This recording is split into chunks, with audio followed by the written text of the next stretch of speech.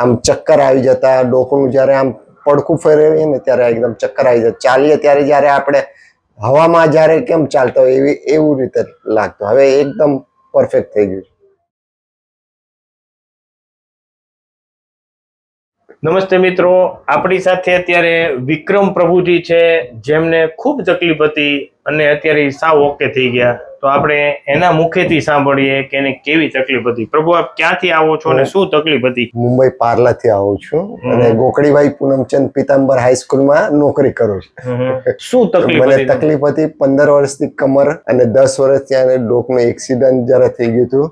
હમણાં 7મી વાર આવ્યો થઈ ગયું એકદમ 100%. એટલી 7 વાર આવ્યા ને ઓકે થઈ ગયો હવે. અને શું તકલીફ શું હતી? આમ કેવી થતી તમને 15 કમરને વર્ષથી? એકદમ બહુ આમ ઉઠવા બેસવામાં બહુ તકલીફ થતી, આમ ચક્કર આવી જતા, ડોકનું જ્યારે આમ પડખું ફેરવીએ ને ત્યારે એકદમ ચક્કર આવી જતા, ચાલીએ ત્યારે જ્યારે આપણે હવામાં જ્યારે કેમ ચાલતા હોય એવું રીતે લાગતું. હવે એકદમ પરફેક્ટ થઈ ગયું. તમને છે ને અહીંયા C5 ને C6 ને C7 માં ગાદી દબાતી હતી ડોકમાંથી, અને અહીંથી L4 L5 ને S1 માં.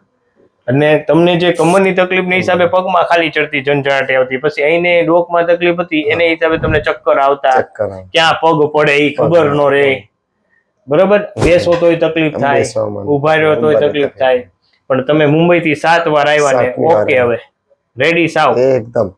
અને દવા વગર દવા વગર એકદમ. વાહ ભાઈ વાહ. આપણે ગુજરાતમાં જેમ ભગવાનના દર્શન કરીએ ને એમ શરીરના દુખાવા માટે દર્શન સાહેબના ત્યાં આવી જવાનું. કૃષ્ણ સદા સદાય સહાય છે. હા ભાઈ, બસ કૃષ્ણ સદા સહાય છે.